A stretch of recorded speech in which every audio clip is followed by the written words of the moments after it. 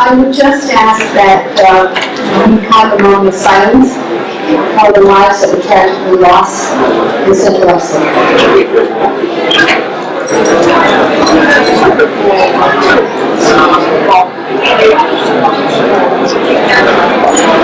Thank you.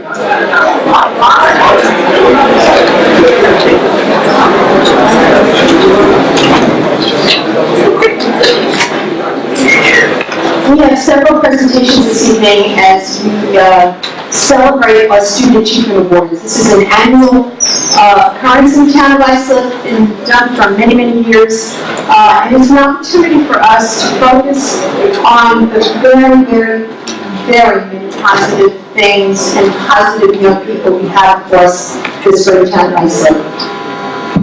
Every year we recognize students from across the town who've excelled in different categories. And before we get into the categories, I'd also like to take a moment to thank the many local students who contributed artwork for the recent Art in the Hall exhibit. They are really, truly very talented artists in our community, and I encourage everyone to take some time to look and appreciate their artwork.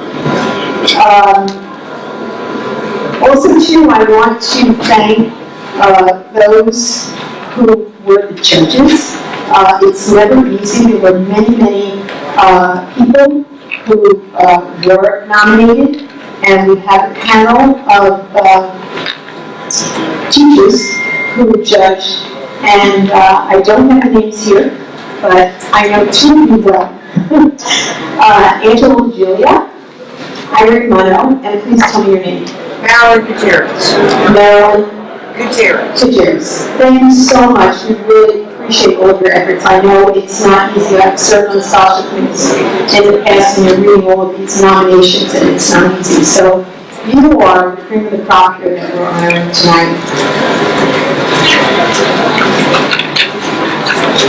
Our first category of awards, we recognize those students who have made their mark in the performing arts. This year we honor Samantha Barbara of Brentwood High School, Freshman Center, Matthew Boyd of the Bayshore High School, and Sean Cortez of Hop High School, who unfortunately couldn't make it here this evening. So Matt and Samantha, if you would please come forward.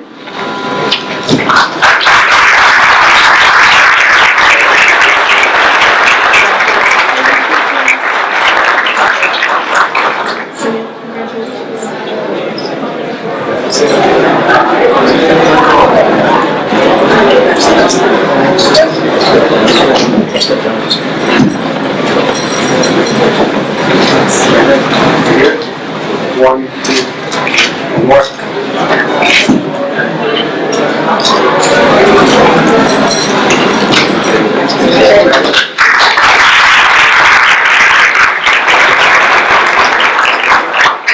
You know, there have been teachers here this evening too, and principals from the various schools who are here to celebrate the achievements along with their students. There's a long list of names, so I'm not going to go through it. But to just show you how important this is, we've even got school superintendents who have taken the time to be here, members of school boards who have taken the time to be here. So this evening we have Dr. Levi McIntyre from the Brentwood Schools. Dr. thank you so much for being here. And Joe Vaughn from Bayshore Schools. Joe, thank you. And also, I think that Randall Lane, but Bernadette Burns from West Essex Schools. Our next category of students focuses on those who have excelled in the field of fine arts. Two students stood out this year: Sarah Hillman of East Islip High School and Kyle Renwick of Islip High School. If you would please come forward and accept your award.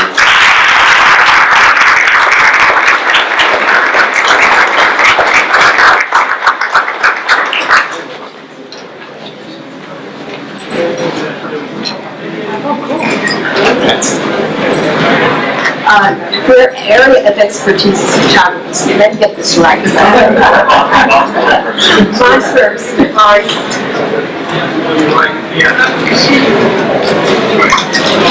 Right here. One, two, more. One more. Thank you. Thank you.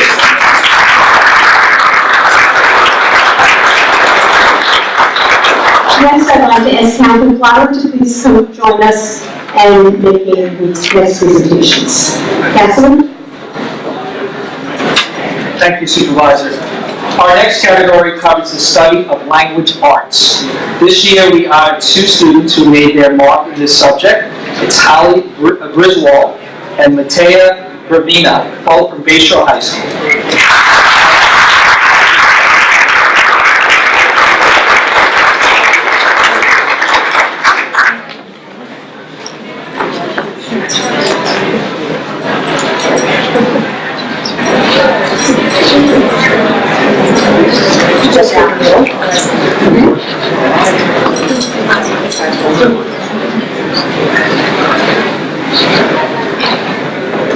Right here. 1, 2, more.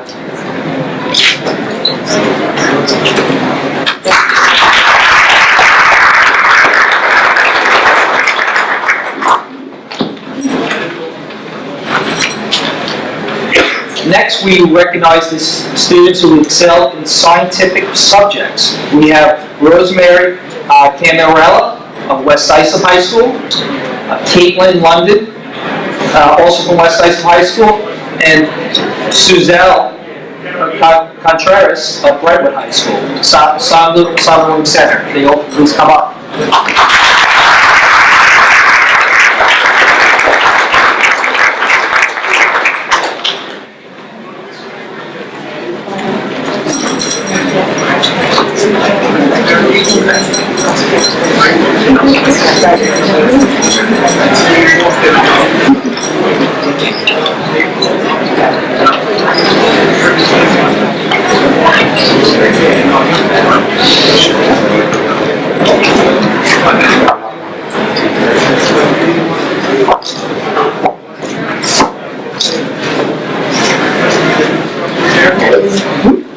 Right here. 1 more. Thank you.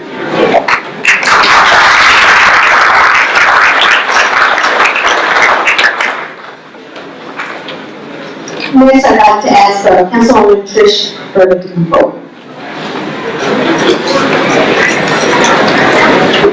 Thank you, Supervisor. Good evening, everyone. Our next group of honorees is being recognized for their work in the field of mathematics. Today, we honor Thomas Reed of Bayshore High School, as well as James Kibitel of St. John the Baptist High School, who unfortunately could not be with us tonight. So we are going to move on to our next honorees.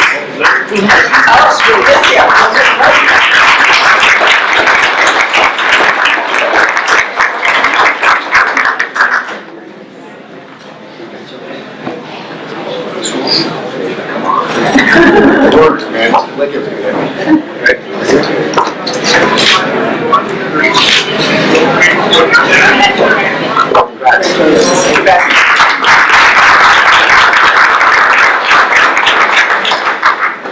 My apologies to you, didn't realize that you were able to. Okay, our next group of honorees is a special group of students who exemplify the term scholar athlete. We have Jeffrey Atlas of Islip High School and Matthew Ilchuk of Bayshore High School, as well as Kate Murphy of Hop High School, who could not be with us tonight. Do I have any of those students here? Oh, yes.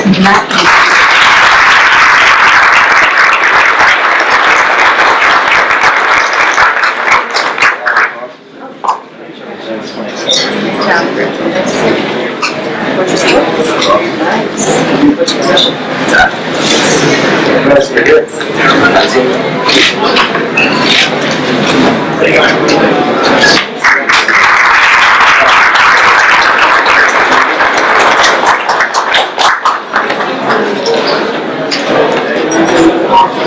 Also, to remind you is that Sue Chamberlain, when you look down the road, Superintendent of Islip Schools is here. Thank you, Sue. She's always so very supportive.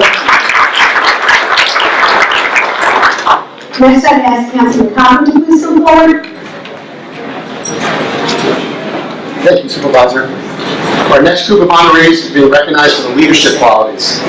We now honor Ronisha Tilling of Brentwood High School, Ross Center, Christina McKenna of Brentwood High School Freshman Center, and Giselle Gonzalez of Brentwood High School Sovereign Center. Please come up for a photo and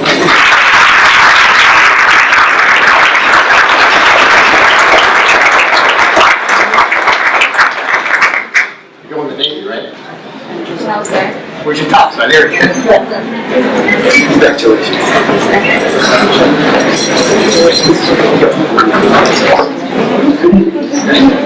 I had worked on Congratulations. These guys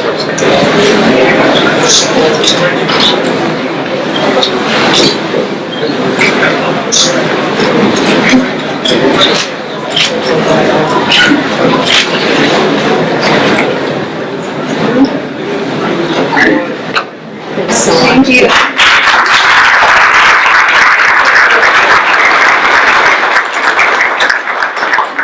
Similar to our prior category, our next two honorees have been selected because of their work with the less fortunate in our community. These two honorees are Samantha Guerrera of Islip High School and Rosalinda Romano of Brentwood High School Law Center. Please come forward.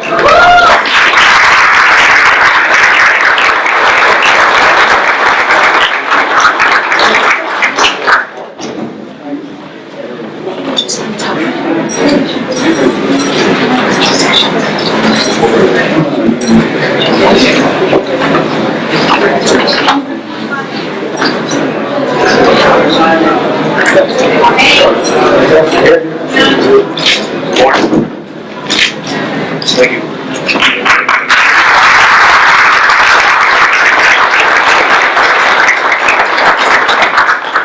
Our next group of honorees have achieved remarkable success in the subject of technology. We have Bon Paul of Islip High School and Olivia Bowler of St. John the Baptist High School, who could be here with tonight, but we will recognize Mr. Paul if he's here. Thank you.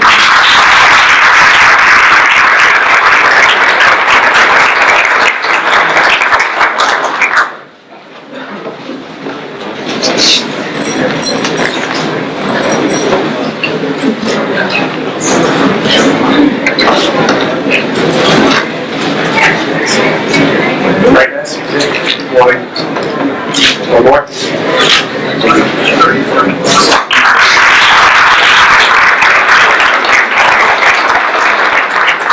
Our next presenter is Councilwoman Vaughn.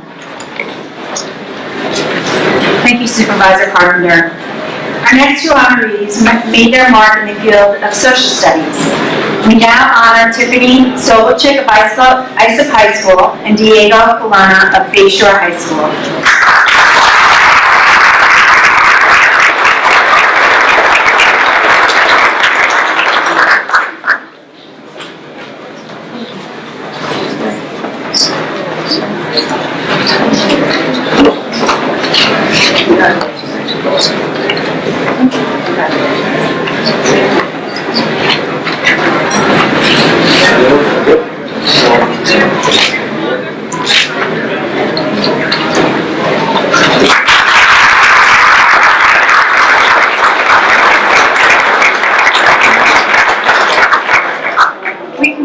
Ceremony tonight by recognizing two honorees who have excelled in the study of second language. The two students are Angela Santaniello of Islip High School and Gabriela Rivera of Brentwood High School Law Center. Congratulations.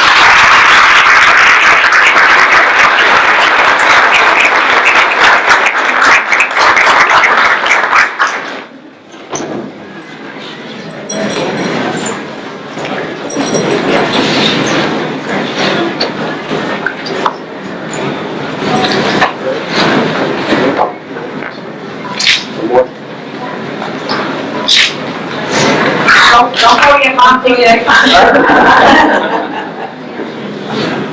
Thank you.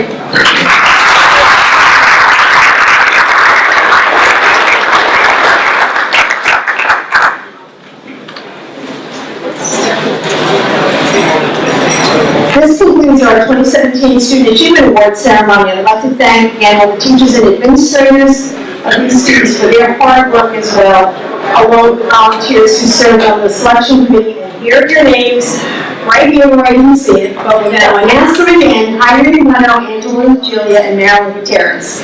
I wish all of our honorees the very best of luck in the future, and if you all come forward for a final group photo, we really appreciate it. Thank you.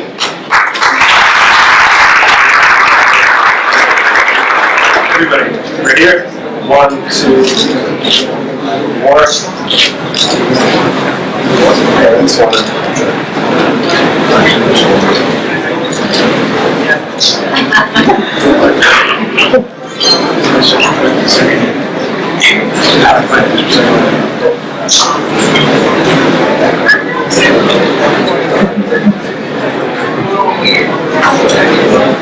Okay, I think we're good to go. Thank you so much. Congratulations.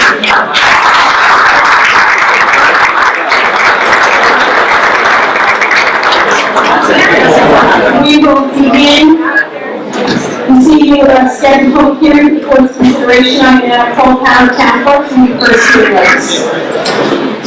Next, the first hearing for this evening is to consider amending Islip Town Code, Chapter 37, entitled Parks, Swimming Pools, Marinas, Boats, and Waterways. Are there any questions? Hearing none, I'll entertain a motion. Motion by Councilman Farman, second by Councilman Cotton. All those in favor? Opposed? Approved.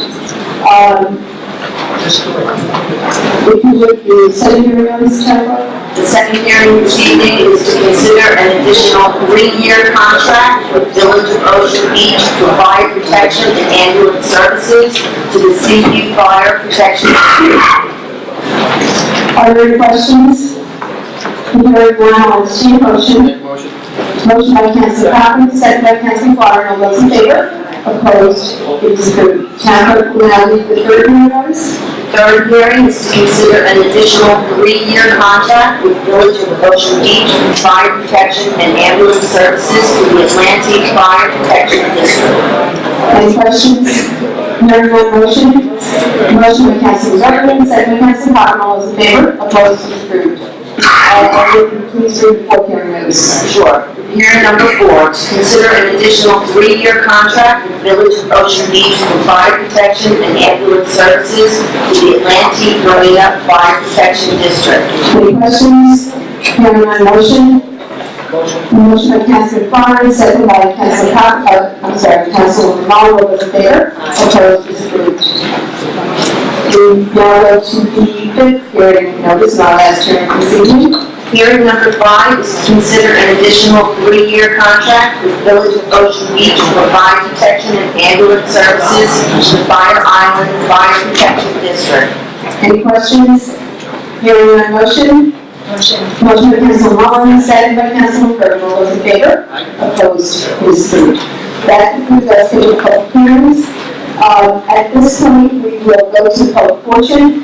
We have quite a number of cards that have been filled out, people wishing to speak. And just to remind everyone that you have 3 minutes, we have a timer. It is your time to speak, we will listen for questions and answers. If you wish us, realize that you may need assistance with, there are members of the departments here who will go outside with you and try to address your needs. But anyone who wishes to speak must have filled out a card. Once we get to the last card, we'll close the public hearing, and I will see you soon before. Okay, the first speaker, Neil Lee.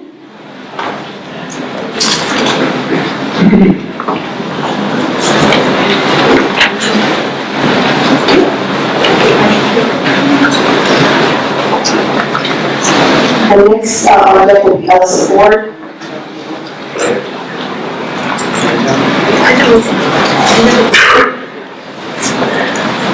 Hi, how are you? My name's, do I have to give my name and stuff? Yes, name and address. Ian Lean, P.O. Box 748, Ocean Beach, New York, 11770. Thank you.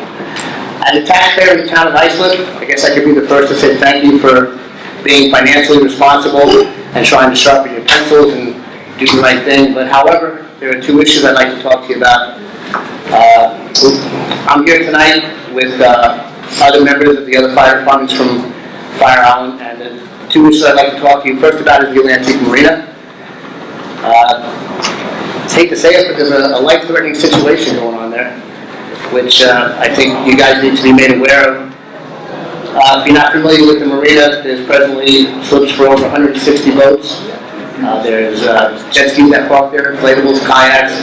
It's a lot of Iceland residents that spend time there. Last year, the Ocean Beach Fire Department responded to 7 alarms for fire. We did a lot of EMS alarms there also. One was a boat fire, one was a barbecue fire, and we had 5 fuel spills. If you're not familiar with the marina, there's 3 finger piers. The longest one is 719 feet long, which is more than 2 football fields. 567 feet is the second, and 438 is the third. NFPA number 303 of the Building Code, Chapter 36, Section 3604 talks about marinas just like the Atlantic Marina. It recommends standpipes with all the recommendations that go along with it for firefighting on marinas, just like the one in Atlantic. We've spoken about it in the past. With that said, we're requesting a dry standpipe system with hose fittings every 150 feet to hook up fire hose for the purpose of firefighting and safety evacuation. You know, people can get trapped behind fire lines on the docks, and there are a lot of people that spend a lot of time on those docks during the day. You haven't seen it. You know, based on distance and time, fire doubles every minute or so. You know, this life-saving project, you know, will decrease response time, will decrease property damage, will decrease, you know, other situations that could be dangerous there, and it could save lives. So we'd like you to consider that. The second issue that I'd like to talk to you about is the fire alarm radio system. Both these projects were submitted to you as part of, in Ocean Beach, we call it the FEMA alternate. I'm not sure what the town of Iceland calls it, but these were submitted under those pretenses. For many years, the fire department from Fire Island operated on Suffolk County's low-band radio system. This was frequently problematic. We regularly operated across the town lines, different frequencies there. Coverage from one end of the island to the other was almost impossible, and chiefs frequently asked, you know, to get a better system in there. About 15 years ago, that was done with grants through Jimmy Field's office and the town here. The situation is coming to another stumbling ground where the Suffolk County is now switching to another frequency.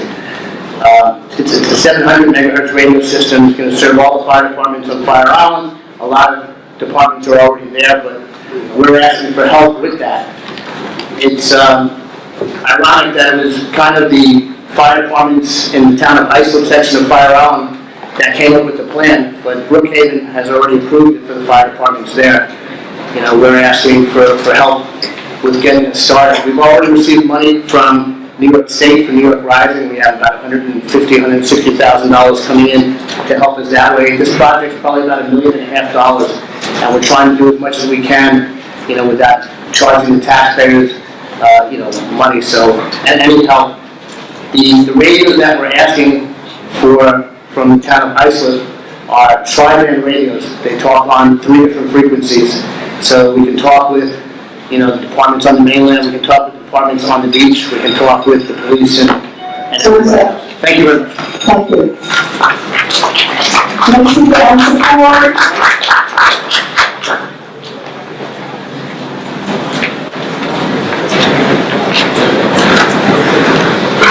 Support, founder and president of the Brentwood Bayshore Breast Cancer Coalition, informs on the causes of breast cancer, the need for prevention, monitoring, informed treatment, and accessibility to health care, including financial assistance and treatment. In the year 2000, when we tabled to the Brentwood Post Office, the table next to us was from the Federal Latino Health Initiative Outreach Program. Since Brentwood has the second highest Hispanic population in New York State, with only New York City as the highest, we readily agreed to start a chapter, the Latino Health Initiative in Suffolk County, to improve Hispanic health care with a very focus. We begin with our health fair contacts of community and health service organizations to plan the usual bilingual health fair. Fortunately, we soon reached Somerville working in the Suffolk County Department of Health and as an outstanding volunteer for health care in our community. With her focus on the collaboration of health service, community organizations to create opportunities to directly reach families with health care information, we soon elected a president of our Latino Health Initiative group. When we were hopeful for board meeting, we saw the dining table set. The first agenda item was a delicious, healthy homemade dinner. We then began with calling our health fair, building bridges for a healthy community. Sandy relentlessly promoted all of our contact groups to participate in an work like no other, with help in the human services of organization advocacy to community residents. She filled the Rapid Recreation Center with service groups, upstairs, downstairs, and separate rooms. There was a street banner in front of the Rapid Recreation Center, tables in the parking lot, and a Latino DJ at the front door. Besides the usual health information, there were asthma, dental, blood pressure, glucose, HIV, and other screenings, referrals, immunizations in children, free annual physical exams for uninsured participants, exercise and makeup wardrobe and health workshops, food shopping, and food demonstrations, music, dancing, entertainment, and raffles. 100 people came. They were given an extended community guide to take home. Attendees were asked to fill out a survey. One health reported no insurance and no primary MD. The top priorities of daily service needed were dental, primary care, and vision care. Some areas noted reliable assistance in transportation. As a follow-up, Sandra partnered with us with the Community Alliance for Research Empowerment Social Change at Stony Brook University. This plan is to engage community members while educating on the role of research-related activities that empower makers for decisions that improve their health. Kids developed a community-based health assessment survey to identify barriers to health care. Access to Brentwood, volunteer recruit. Okay, I just want to finish by saying that, one sentence. All of this is just one example of Sandra community activities. She brought the same commitment, improvement, innovation to many other Southern County programs. The name of Sandra Gill Room at the Rapid Recreation Center would be well-deserved and an inspiration for her and an inspiration to us all. Thank you, Roxanne. Next, we have a group of students from Sable who are coming up together. Chloe Kingheimer, Eric Senzel, Hannah Bishop, Melissa, Pamela, come forward. These students, by the way, participated on Saturday at the Echo Carnival that was held in Seatuck. Along the time I did a fine job.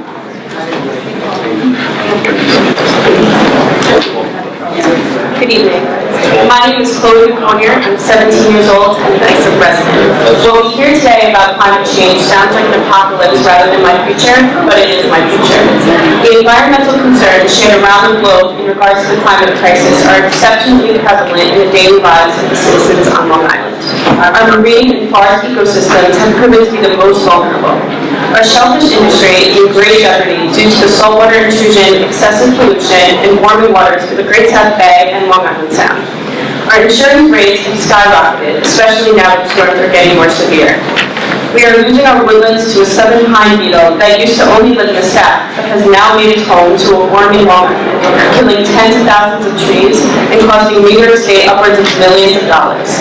With Long Island's drought, these trees are now kindling to potential wildfires throughout Suffolk County. New York's annual temperature has risen 2.4 degrees Fahrenheit since 1970. To put that to scale, the difference between only 1 degree is the difference between solid ice and liquid water. 16 out of the 17 hottest years in history have occurred since the year 2001. 2016 is the third year in a row to set a new record for the highest global average surface temperature. The science is real, we see its effects in our backyards, and we will not let this be our future. We urge the town of Islip to transition to 100% renewable electricity by 2030. In your commitment, you are not alone. You are already supported by the state of New York, for Governor Cuomo's Clean Energy Standard ensures that 50% of electricity in New York State will come from the renewable sources by 2030. The town of Brookhaven is going 50% renewable by 2020. The town of East Hampton has a goal of reaching 100% renewable by 2020, and the town of Southwold is on the same path. we have already started a petition, already signed by over 400 town of Islip residents who support the transition to 100% clean energy. We want you to build a reputation as an exciting, forward-thinking town that works for the benefit of its schools, businesses, and residents. Thank you. Thank you, Zoe. Eric?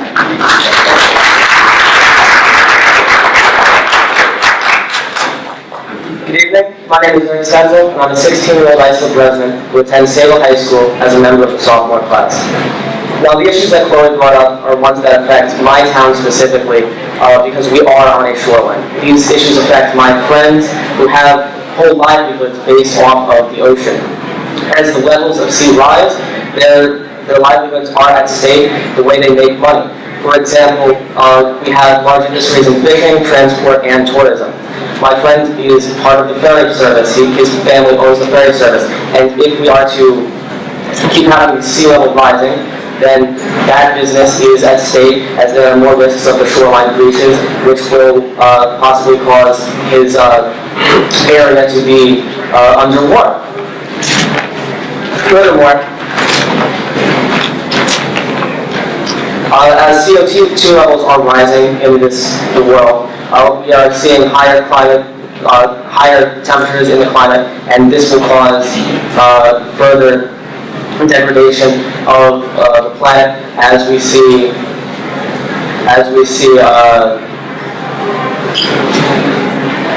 forgive me.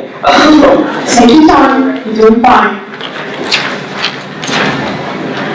So, Councilwoman Whitebrook, sorry if I pronounced that wrong, we were pleased to read in your biography that among the priorities as Town of Islip Councilwoman is green energy and widening our reach of geothermal and solar energy. We want to applaud you for your foresight, and we want to work with you in the future. We want you, the board, to build a reputation for investing in the future of our way of life and our businesses, to become known as an exciting, forward-looking town for us to live in and work in the 21st century. Thank you, and I hope that you make every effort to preserve our beautiful community. Thank you very much. Hannah, isn't that? Hello, my name is Hannah Bishop. I'd like to clarify that while it's not this generation's fault for global climate change, this generation is the last generation that can get the worst of it. Taking responsibility is our duty, and I will gladly put the burden's weight on my shoulders if it means saving my planet and every living thing that calls Earth home. We hold the future state in our hands, and history is watching. Although we are only in high school right now, that is not permanent. In fact, in only a couple of years, we'll be given our right to vote, a right we plan on fully exercising. What we need are elected officials who will not only listen to our plight, but actively assist us as well. It is far easier than you believe to join the 100% committed campaign and start shifting to clean, renewable electricity. We will be backing this claim up with a plethora of science and concrete options in future meetings with you all. We'd like to set up a separate meeting with Supervisor Carpenter and the council members, and would like you directed to the legislative liaison to speak with tonight to make these meetings happen. Okay, that'll happen. Thank you very much. Hi, I'm Melissa Pratt. In lieu of time, I will second what the establishment students said. I don't think I could say it as eloquent as they did. I urge you to consider 100% renewable by 2030. And could we possibly get a name, please, of the person that we can contact to set up a meeting with these students after this? Separately, you can contact Nicole Graziano in my office, and I'll send you that. Excellent, thank you very much. Thank you very much.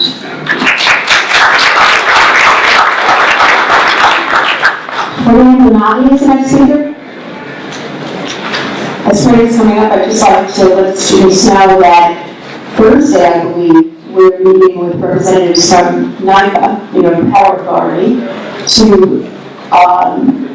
embark on an lighting placement project at the east side of Fields that will have LED lighting, which is so much more environmentally safe and secure than what we have now. So we're on the right path, and obviously, again, so we look forward to meeting with you. Frank? Fran Monati, 176 Colony Drive, Holbrook. I am reading this letter of concern from Dr. Gary Woolard, board certified in internal medicine, pulmonary disease, critical care medicine, and sleep medicine. He has been in practice in Suffolk County for 31 years and lives in Holbrook. He was asked to address the potential health consequence of the activity at Prima Asphalt, Pavco, and Pure Recycling site. and adjacent properties on Furrows Road in Holbrook. We know that much of the site was illegally removed of trees and sand mines to the depth of 30 feet, then backfilled with who knows what, likely including tainted New York City municipal waste. It will take time to adversely affect us, but the concern is the consequences of what may be leaching down to our water supplying aquifer below Prima with each rainfall. We do know that New York State Health Department tests of a mound at Prima in March of 2000 revealed silica, which can critically scar our lungs, and asbestos, which is an active promoter of lung malignancy. In 2005 through 2009, the New York Department of Health reported that women in Holbrook and men in Holtzville, just downwind of east of Prima, had a lung cancer incidence that was 15 to 49% higher than expected. For men in Holtzville, it was more than 50% above the expected incidence. Since then, the Department of Health no longer reports the data by zip code. Since we apparently have illegal landfill at this site, I can tell you that studies have shown possible increased risk of certain types of cancer, including bladder, brain, and leukemia among people living near landfills. There is also an increased risk of certain birth defects and immune deficiencies. Dr. Wahlberg personally watched a colleague and mentor who lived across from Furrows Road succumb to a bone marrow destroying cancer associated with industrial exposures, which robbed him first of breath, then his life.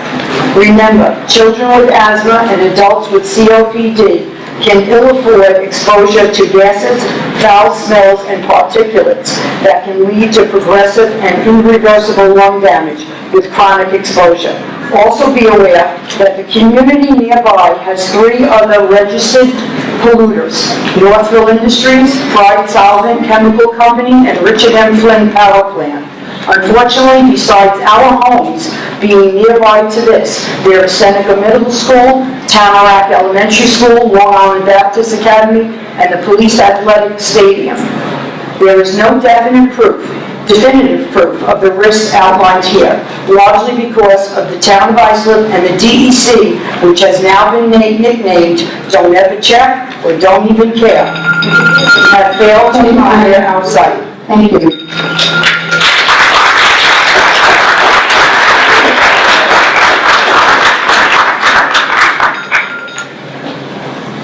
Judy Franco, Judy Franco, let's see her.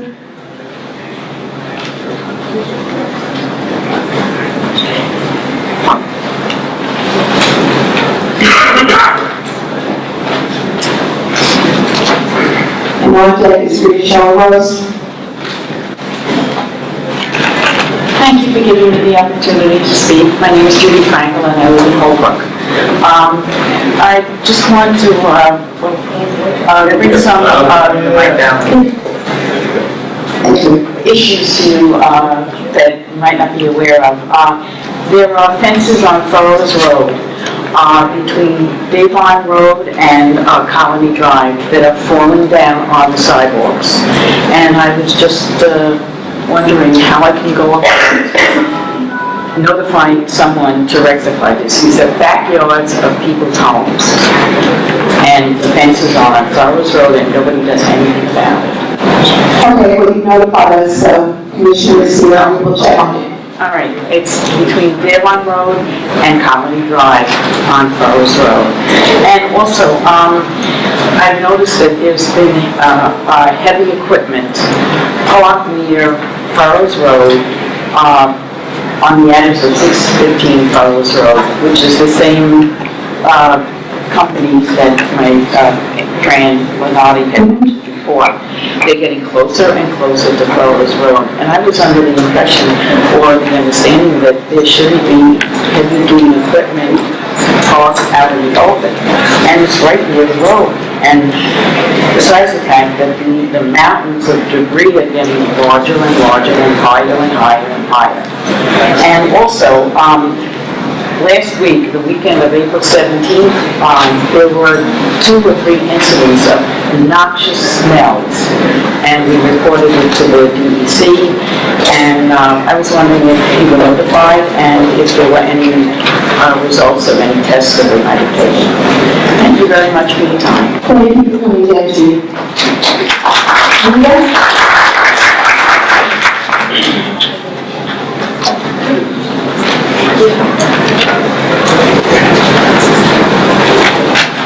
Hello. My name is Rita Schreckenkast, 150 Smith Avenue, Islip. I'd first like to thank you guys for implementing the TNR program in the town of Islip. I am here to speak up for the stray, lost, and abandoned animals of Islip Town and the animal shelter that houses them.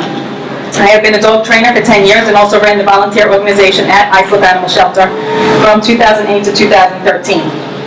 The current building that is used at 210 South Denver Avenue in Bayshore is very old, has an antiquated setup, including poor ventilation, poor lighting, crumbling concrete, and a very bad setup for housing animals long-term. When this building was built, the thought process was to hold stray animals for 3 to 5 days and then to euthanize them. I truly hope we have evolved from that thought process. There was never any thought put into holding animals for extended periods of time to make them available for adoption to the public. Not to mention that the current location is built on a former landfill that is always spewing broken glass from underground, and also not to mention the toxic building that resides next to the shelter. The current design of housing stray dogs directly across the aisles from each other is not an ideal situation for the mental or physical well-being of these dogs who live with constant odor stimulation. The concrete walls and floor make the sounds of barking echo and amplify, causing more stress on the dogs, and not to mention the toll that has on the employees there as well. The current setup is also not ideal for families coming in to adopt, especially with children when they try to walk through the shelter, and the dogs will bark and jump on the cages in an underlit situation, often with a horrible stench of dog, you-know-what, and all of which makes the dogs appear scary. I would love to see a new building that has better, more natural lighting, improved ventilation, heating and air conditioning, a better system for people to see the dogs without the dogs seeing them, updated veterinary care and quarantine area, as well as improved safety for the volunteers and staff there. There should also be a room where educational classes can be held for the community, as well as a dog training room to improve the adoptability of the dogs that have been let down by society. This room should also be used to properly evaluate a dog, which cannot be properly done under the current situation at the shelter. As far as the cat room, I can't even tell you how heartbreaking it is knowing that the cats in these small steel cages very rarely get any exercise or mental stimulation with no or very little natural lighting, tiny cages and no place to stretch their legs, especially when they are in there for a very long time. Sometimes they're in there for over a year. Put yourself in that situation and try to understand how they feel physically and emotionally. A new shelter would ideally have a nice big free roaming cat room, quarantine areas, and a private enclosed room where people could spend time with potential adoptees.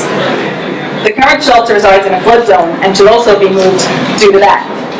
In comparison, the Babylon Animal Shelter is currently being built in a new location and will soon be the most innovative shelter on Long Island. I don't understand why Islip always seems to be at least 10 years behind the ball on animal welfare issues. People in the town want to know that if they ever lose their animal or need to surrender their animal to the shelter, that it will be going to a place that will be able to properly care for all of its physical and mental needs.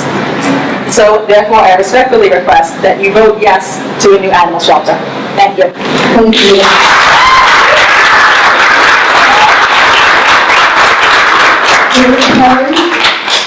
David Perry.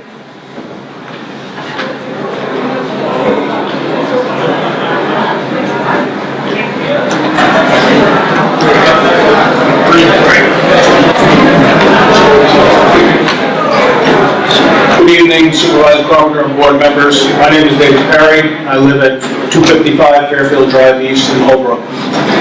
As you know, the sponsor of the Green Rail project withdrew its application from the New York State DEC for the garbage transfer station. The community is grateful for this development. The board, however, may or may not be aware, the supervisor sent out a notice that the application was withdrawn the day before the applicant officially withdrew it, before anyone, including the DEC, was notified of the same. I asked how was this information learned in advance of anyone else knowing it. It is curious how the town had distanced itself from the application and approval process, but was able to communicate this information before anyone else was aware of it. It begs the question, Is there a relationship at the heart of why enforcement actions have not been taken against this landowner? Please help us understand this because it smells, literally and figuratively. As I indicated last month, the board should remain aware that the community is not satisfied with halting the ill-conceived Green Rail project. This is only the latest of a decades-old issue on the property. The community insists that the property owner follow the law and responsibly conduct their business without adversely affecting the community and the environment, and we want the town of Islip to enforce the law when they don't. I'm here again this month to let you know that the property owner continues to damage the environment and pollute our air and water. We know there are complaints registered on a daily basis and ask that you provide a status of your actions to investigate these complaints, since there's no evidence that the town is actively pursuing actions to stop the flagrant violations. As we enter spring, our neighborhood will continually be aware of the pollution emanating from the facility and the eyesore created by the illegal mining and tree removal. What will it take for the town to do something? The fury of the community was directed at the Green Rail project up until now. With that issue behind us, hopefully, it's the town who the community has it in its sights. Please work with us. Together we can make Holbrook better. Thank you. Thank you. Just to clarify the record, the town has diligently been working on it. Not only fire marshals, the planning department, the town attorney's office. So it was a little bit of a mischaracterization. Next speaker, Frank Perino.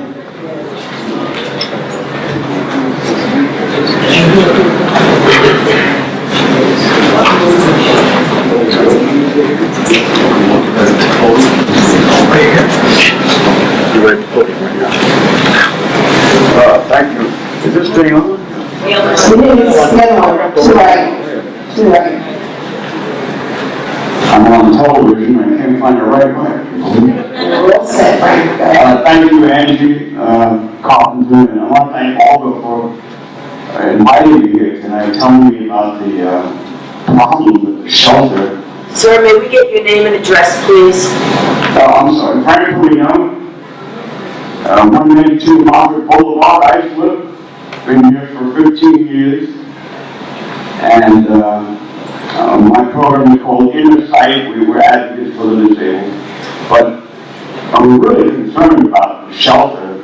I must tell you, I trained 2 guide dogs that I got from the Islip shelter.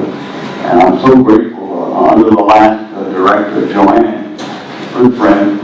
And they worked out really good. You know, the shelter is for everybody. The animals, you know, that need the help, especially on a night like this. And, you know, whatever we can do to help those animals, I think we should do it. Because they give so much love and pleasure to all of us.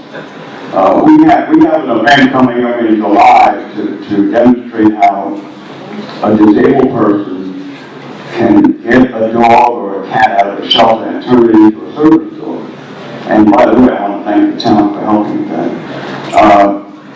So the shelter is so valuable to all of us. Now, I understand there's a bond issue. I don't know too much about it, but my group staying ready to help. We do a radio show at night all over the world. We do a local cable show and that goes all over the world. So anything I can do to help, please call upon us. I mean, the town has my information. I'd be more than happy to push that bond or whatever we have to do to get it. Even if we have to do a fundraiser, I mean, use me for that too. You know, I'd be happy to do anything for the shelter. I mean, the shelter literally saved my life. I mean, you know, the 2 guide dogs that I trained, 2 dogs I got out of the shelter. So please, everybody, applaud the shelter and let's help all the animals. Thank you.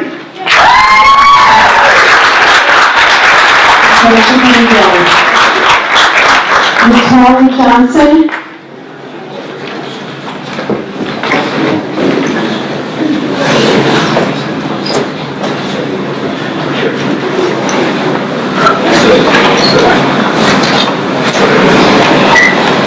Good evening, Good evening, town officials and members of the community. Thank you for the opportunity to speak. We are all in acknowledgement of the violence within the township of Islip. May we get your name and address for the record? Absolutely. It's Natalia Johnson, 211 Sunflower Lane, Islandia, 11749. Okay, so again, thank you for the opportunity to speak. We are all in acknowledgement of the violence within the township of Islip and also worldwide. Sometimes it may seem hard to accomplish a task we set out to do. We can find ourselves frustrated with the demands of the process and even more disheartened when we see negative occurrences while we work to prevent those exact events. However, I choose to trust the struggle. Trust that it will bring you exactly where you need to be. We can learn through meeting new people, experiencing different things, and analyzing our efforts, failures, and successes. It is with confidence that community members have united together and continue to move forward, promoting nonviolence through love.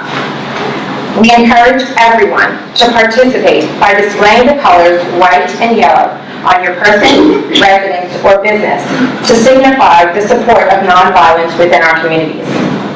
It is a movement intended to plant seeds of love that will change the hearts of each individual by learning to build inner strength and to love generously through community relationships. Interagency collaborations are needed to show the community who we are and how we can support each other to create a resounding voice that will be heard in the darkest of places, shedding light through love.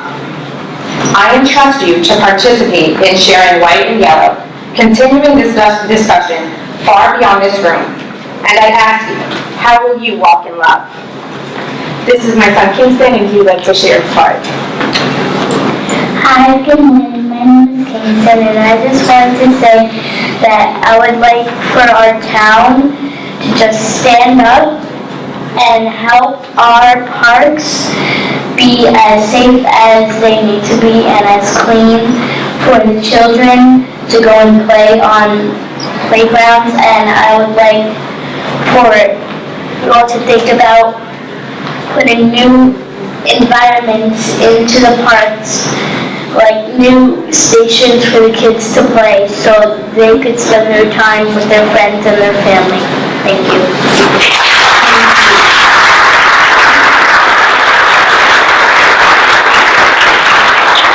Community meeting in Central Islip last week after the tragic slayings, and it was very, very heartwarming to see the community come together, all cross sections, every walk of life.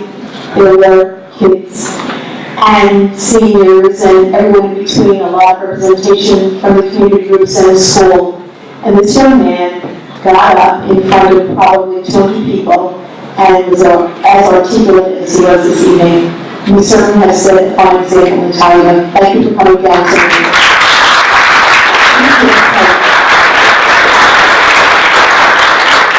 Next thing, Betty Schmidt.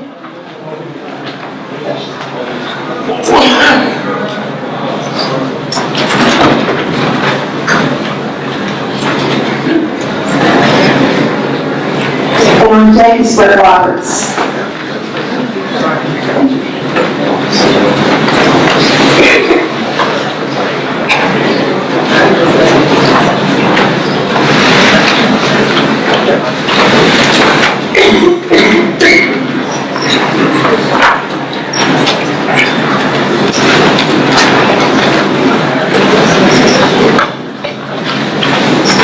Good evening. My name is Betty Schmidt. Am I speaking into the right? I live at 58 Oak Ridge Drive, Bayshore. I've been there for over 50 years, not there, but in the town of Islip for more than 50 years, and I like it here. And I'd like to stay another 50. However, one of the things that blocks that is my age. But besides that, our infrastructure needs some work. And to do that work, we need some money. And we will have to raise, I believe, and I believe in it, the town taxes. The town of Islip, including the highway department, their portion of our taxes, and we all know if we're property owners, the property tax is pretty high, but the town portion is less than 5%. Most of the taxes, as again, most people know, are the schools. They're almost 70%. It's not the town, it's not even the county. The town needs to have some money to do the repairs, the maintenance, the updating, the things that we need, the technical stuff that I'm not even conversant with, and everything to keep our town running the way it has been, just improving some of these things that need a little work. So it may not be a popular opinion at the moment, but we do need a raise in taxes. We need money to do the work that's necessary. I believe that, and I'd like the people, in this room to understand where the money goes. The town needs to have some money to work with. Thank you. Thank you, Commissioner. And I'm sure that our tax receiver, Alexis White, who's here this evening, will appreciate that very nice analysis you did of what the town portion of the tax bill is, because she has been steadfast in trying to get that message out to everyone. Brett Roberts. Brett Roberts, 50 And Elm Walk. name, of course, is on deck. I'm sorry, Brett. Brett Roberts, 50 Elm Walk, Fair Harbor, and I'm chairman of the board of the Fair Harbor Fire District. I've been a firefighter for 20 years this year in Fair Harbor. I've been a fire commissioner for 14 years and chairman of the board of the fire district for about 10 years. I came here tonight to support the bond resolutions, and I urge the board to pass the bond resolutions, even though most times I'm really not in favor of borrowing money, but there are certain times when we really have to borrow money. And now is actually the perfect time to do it because interest rates are at or near historic lows. The town has the highest bond rating it could possibly have, and the money that we can borrow money for is at historic lows. So I would certainly urge the board to pass the resolutions, particularly the resolution for the money that will be reimbursed by FEMA through the state of New York. And all we have to do is appropriate the money. We'll get the money back from FEMA. And if we don't appropriate the money, we won't get the money from the FEMA grant. And it would be a real crime if we couldn't get this money from the state in order to do critically important things, particularly on Fire Island. The biggest problem we had after Hurricane Sandy, where most of the members of our department spent 3 weeks fixing up the infrastructure of our community after Hurricane Sandy, the biggest problem was communication. The new radio system to which Chief Levine spoke is a vitally important project that we really need, so I would certainly urge the board to do it. I also wanted to mention that we've received a extremely strong letter of support for the same resolutions from Susie Golder, President of Fire Island Association, and I've also been asked to read part of a letter that I received from Vernon Henriksen, Suffolk County Deputy Fire Coordinator and Vice President of Board of Education of Fire Island Unified Free School District. Dear town board members, I write to you with serious concern over some of the budget cuts being proposed for the upcoming fiscal year. I've been a resident of Islip Town all my life. I volunteer my time as a county fire coordinator and the vice president of the Fire Island School District. I am employed as a maintenance foreman for an incorporated village on Fire Island, and as such I know the value of properly maintaining equipment and infrastructure. My fire coordinator status has made me acutely aware of the importance of emergency operations and communications. I work directly with the town of Islip on safely maintaining road access and emergency preparedness for all of Fire Island in times of storms and emergencies. And in the same way, maintenance of Islip Town infrastructure is a never-ending cost that grows exponentially if not tended to at the appropriate time. I therefore urge the board to do the right thing and approve the required bond to move forward with the town's infrastructure needs, many of which have unfortunately gone unaddressed for years. The town provides necessary and valuable emergency services to its residents on Fire Island. I will not go into line item details on the budget, but would like to stress that the importance of emergency generators and radios cannot be overstated.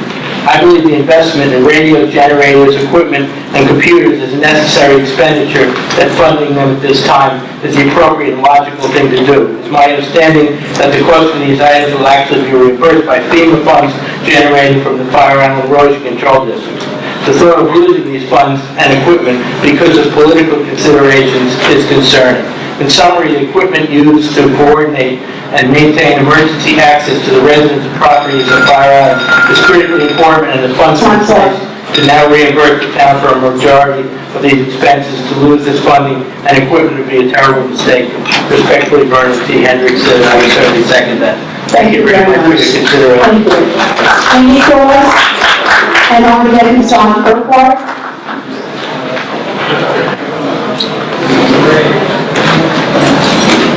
My name is Andy Cross. I live at 114 Brentwood Street in Bayshore. And once again, I'm here about the New York State real property tax law on my tax bill. I got from the town of Islip, no less. Since nobody is responsible for the tax, what's it doing on my tax bill, and how did it get there? And why is this not talked about on Islip's propaganda channel? And why do taxpayers of Islip have to pay for this channel, since it's paid for by Islip Town, and we need a different point of view by somebody who's not affiliated with the town, because all we're getting out of this channel is all propaganda. In the past, we bargained for 30 years for adjustment for equipment that only lasts 20 years. So there's 10 years that we bargained for and got no equipment use out. So if the equipment runs out in 20 years, like it's supposed to, that's 10 years more that we have to pay for this. So that's one bond. We bargained for Olympic Park cleanup, $6.5 million for $2.5 million cleanup. The town profiting $4 million on the residents of Brentwood on their back. Now you want a bond for fixing potholes? How much are we putting future generations for this mismanagement? And what happened to the money that was in the budget for the potholes? And where was that spent? The highway department got a 51% increase in taxes to fill potholes. And did the highway superintendent get a raise? And is he one of the $40,000 raise to department heads? And why is he still working?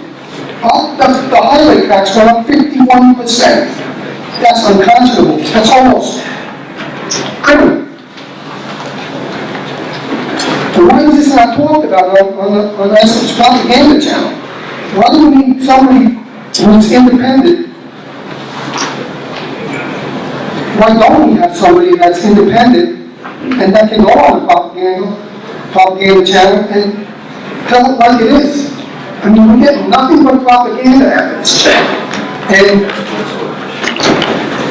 I really think that you're spending more time acting on the channel than you're doing fixing potholes and working for the town. Thank you. Thank you very much. John Urquhart. A point of information, when, as far as bonding is concerned, legally you cannot bond for a project that, beyond its useful life. It's what people do, and if it's a 10-year project, it has a 10-year life, you get a 10-year bond. Very, very strict. Bond counsel we work with, financial advisors we work with, and our controller makes sure we follow it to the letter of the law. Mr. Urquhart? I'm Eric Park, 75 Colony Drive. Good evening. This is the beginning of what promises to be a long-term relationship, so a little candor is in order. This is a copy of DEC's notice about the Green Rail project. It was stamped received by the supervisor's office November 10th. That's 1 week after the application's author, James Heil, became ISO's DEC commissioner, and 2 weeks before the close of the public comment period. Yet, the town did nothing to notify those of us who would have to live in the shadow of a proposed solid waste transfer station. Now, we have asked for months whether or not you have received notification of this project. No answer. This, folks, is Exhibit A of a conspiracy of silence that was joined by the supervisor and this body against our community. We're keenly aware that the Green Rail application wasn't denied. It isn't dead. It's simply on layaway. Now, this government is responsible to enforce land use and zoning regulations, the provisions of the settlement agreement that controls activities on the Furrows Road industrial parcels, and for the health of Islip's residents. Members of our community are suffering and dying from illnesses that are attributed to environmental contaminants. The Roberto Clemente dumping scandal demonstrated that Islip government is willing to ignore reports and look the other way, while the illegal dumping of hazardous construction and demolition debris endangers public health. Potentially tainted debris is buried 30 feet deep and piled almost 100 feet high in the Furrows Road parcels. Unmarked trucks dump suspicious waste there, and we're breathing whatever the wind blows off of those piles. Those conditions exist because of broken policy and failed leadership. We recently requested an investigation and that each of our elected officials provide their public policy position. We got a letter from the town attorney offering generalizations about the town's authority over activities on those parcels that have to be inconsistent with the authority that the town recently acknowledged it has over those parcels in its correspondence to the FAA. The town attorney also offered his opinion about board members' policy positions. The voters elected you, the board, to shape policy, not the town attorney. We're going to have a policy debate, and your refusal to participate will only accelerate the erosion of voter confidence in your leadership. Now, this is serious business. We're paying attention, comparing notes, and focusing on root causes and solutions. Across this township, we find the link between donors, contracts, services, mischief, and the refusal of this government to provide public access to public documents. Legitimate inquiries and potential ethics violations by members of this body are being frustrated. Public policy, public safety, rather, reportedly directed to limit disclosure of certain information within government, portal access to meeting minutes delayed, and records regarding the former Westbrook Elementary School building being withheld. Oh, the gentleman with the fire in the suit on got 4 minutes and 24 seconds. I'd like to extend mine by 15. We get 3 minutes of Your time is up. Thank you. Finish. Whatever documents you have, please send to the clerk and we will get them all. Thank you Okay, very I'll finish with this. Know this, I am not alone. Enough is enough, and we are not going away. Thank you.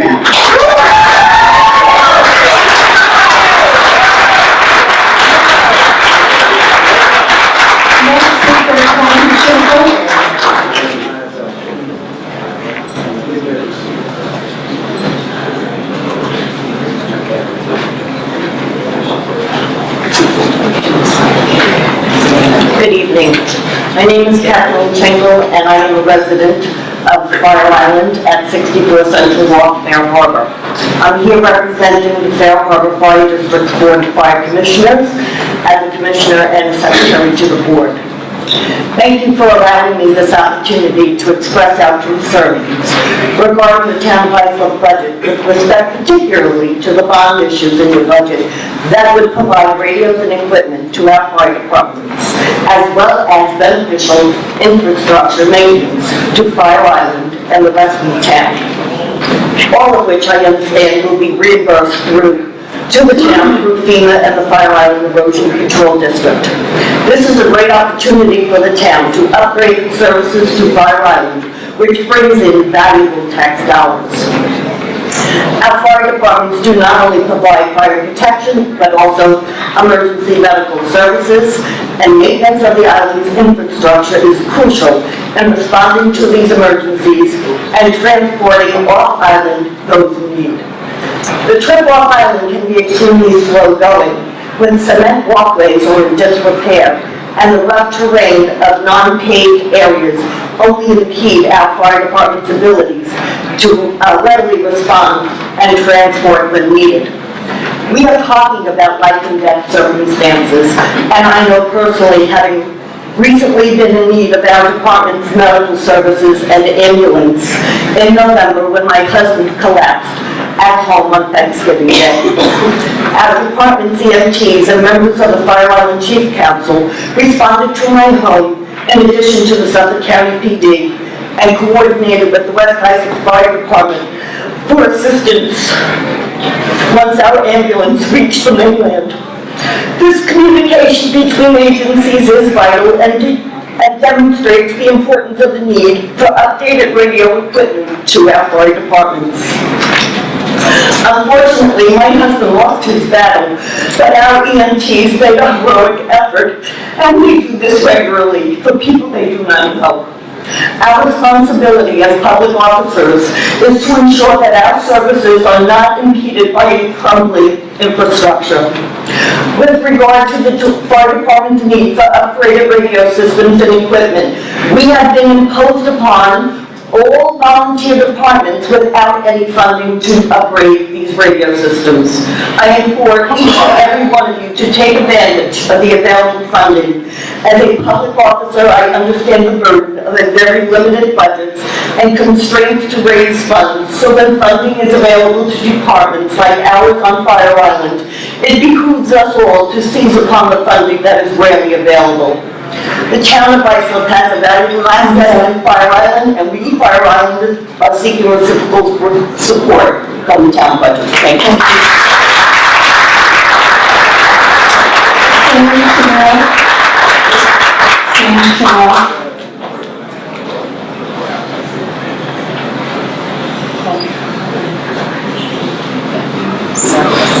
Sam, I think you signed to speak on Park Lane. Do come forward, but in the meantime, I'm asking the town attorney to give an update because we received a number of communications on this particular issue. And there is, I think, a very good resolution. You're familiar with the...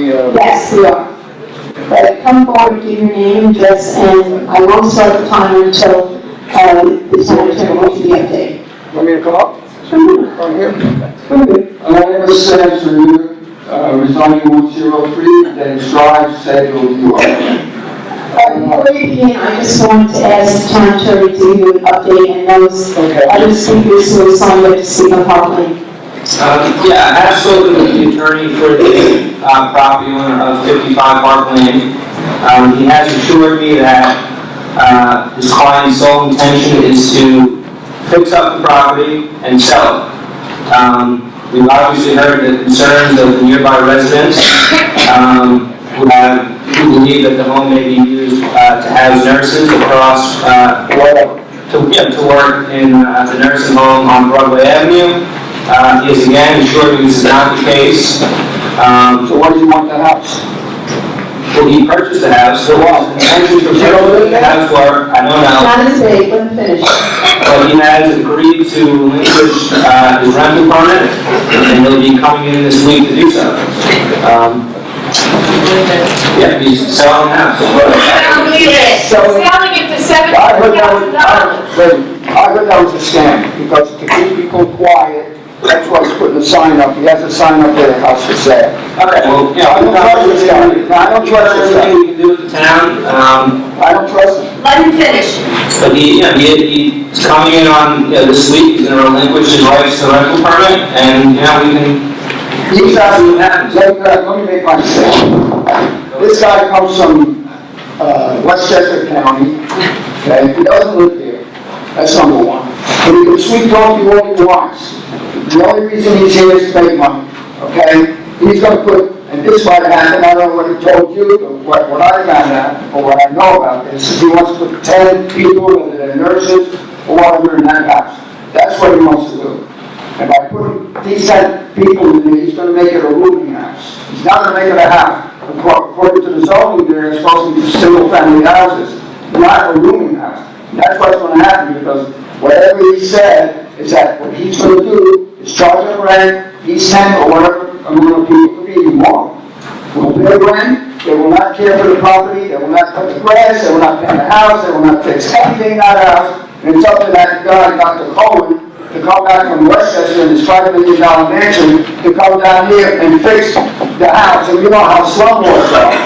That's what could happen. I'm very scared. I got a house right across the street from me, it's empty too. If you approve this, no matter what it tells you, if you approve this, it could happen to other empty houses in that area, foreclosures or whatever. And these guys can come in and do the same thing that this guy is doing here that he wants to do. Whatever he tells you, this guy's here to make money at that house. Why does he want 10 people jammed in the house? No, another problem, health problem. That cesspool is going to be filled up a lot. And that's going to create a stench for the entire neighborhood. You know what I'm saying? With 10 people in there, think about it. Would you live next door? And another thing, you people are answerable to the voters. So be careful if you approve this. It's not a threat, I'm just telling you a fact. Be careful if you approve this, because election day will come up soon, I don't know when, and we'll remember this. Thank you.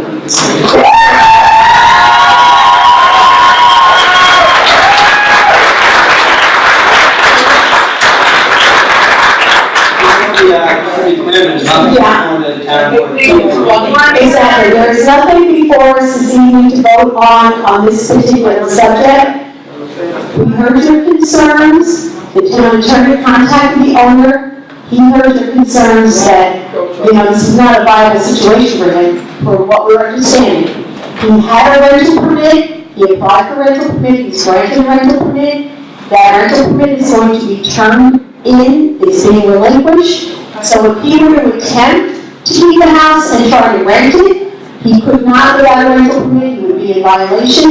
And I trust that this very engaged neighborhood will let us know in a heartbeat if he's doing something he's not supposed to be doing. Thank you. Okay, next speaker. And they keep coming. All right, and we love it. Michael Randall. R-A-N-L-A-L, Wall.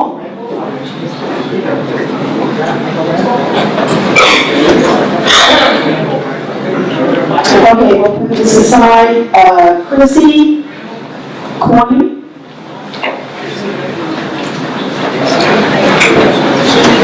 And I'm Deputy James Coyne.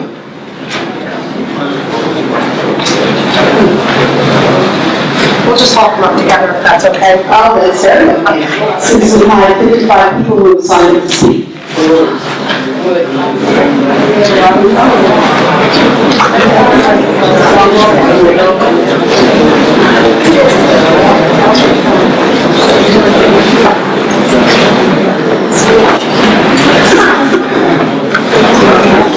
Hi, my name is Christina Coyne from 1962, Julia Robach from Kirkland, New York. I'm here on behalf of Town Board Resolution for cleanup of 1962 Julia Robach, 72. This has been ongoing for several years now, hoping for the town to help us out. I sent some pictures. You also have pictures from the DEC, the town investigators, as well as I have board health reports. What I wanted to show with some of the pictures is this is a trend. This is the third house that this resident has done this to. The house on Smithtown Boulevard in Bohemia, in the town of Islip has been gone to town resolution several times at home. This is the same owner doing the same thing. They bring in garbage from all over and bring it to the house. It's not their own belongings. They take all the neighbors' garbage. You'll see there's sewage pipes in those pictures on the front lawn. There's rusty nails against my lawn. I have children. My house is approximately 20 feet. We are obviously extremely afraid of fire. There's a lot of flammable things in those pictures. You'll see gas tanks, lawnmowers, wood chippers rather. There's also infestation of rodents. I have the board health reports from that as well. And with that, the previous house that they had did go on fire. And this is what we're most nervous about with this house. And again, it is neighboring many of our houses. I have several residents from the community on the block with me here tonight for support as well. And again, just hoping for your support in this matter. I think I covered everything, but basically is also the stench that comes along with this, and the ongoing accumulation of the debris has not stopped even with the investigations, and as well as the fines. I don't know if you have the correct picture. I was the ones from the ones that This will be addressed later in the agenda, and very confident that they need to be approved. Okay, thank you for taking your time. Sorry for what you had to do.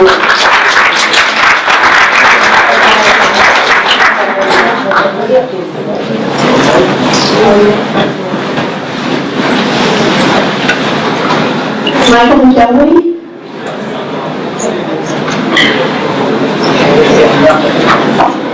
And on deck is Debbie Kavanaugh.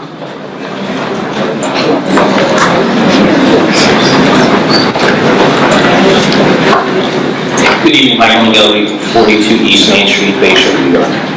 I'm here tonight representing the Bayshore Chamber of Commerce, as well as the Restaurant Committee, as well as myself, who own 3 small businesses in downtown Bayshore. I'm here to talk about the parking meters. I saw the proposal tonight for the shelters for the meters.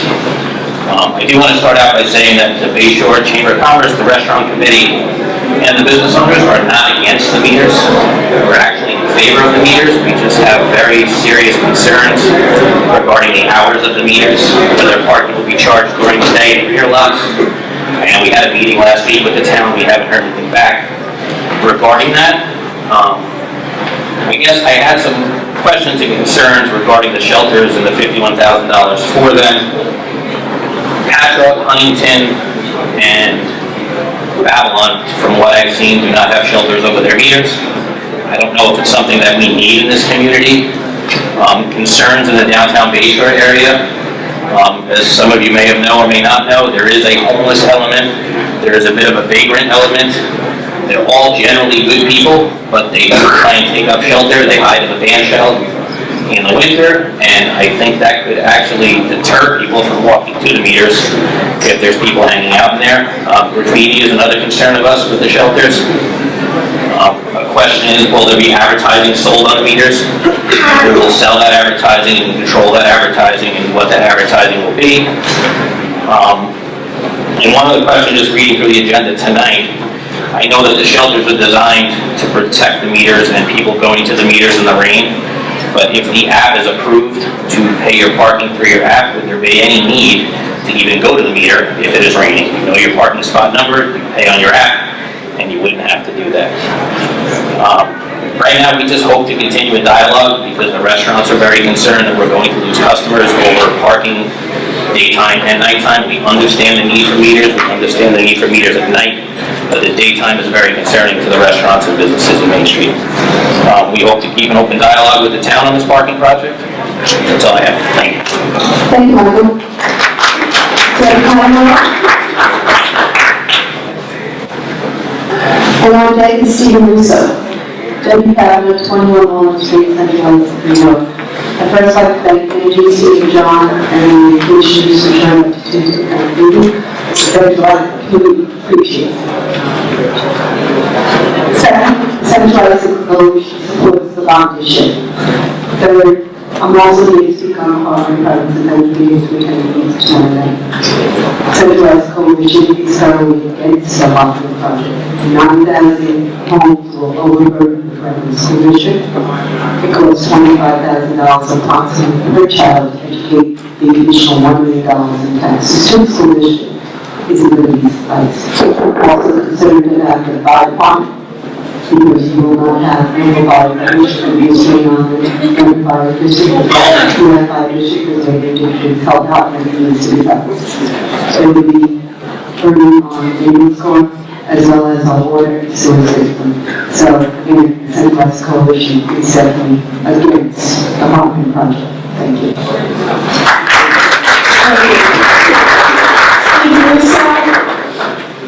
On deck, Stephen Smith.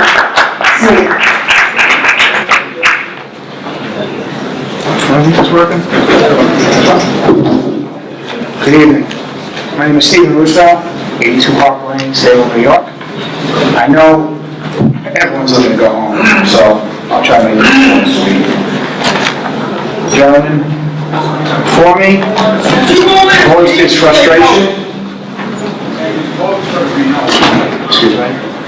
The gentleman before me voiced his frustration regarding this whole nightmare with this nursing home and this contractor.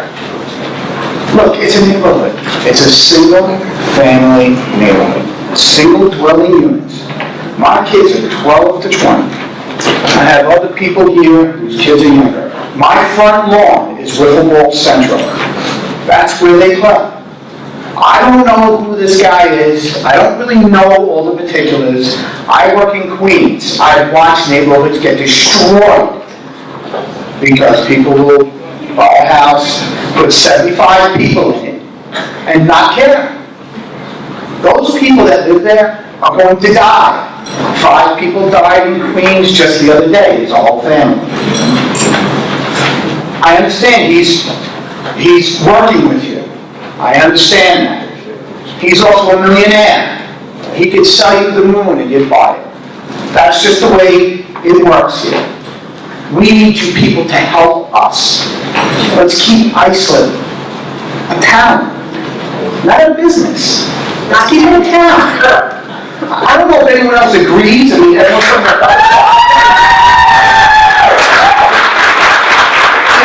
dumping and sewage waste and all this. I had no idea. I'm sorry. That one gentleman there, you were perfect. You should run for office, man. That's just the way it is. So please help us. That's all I'm asking. I know you want to go home. So I'm done. Time to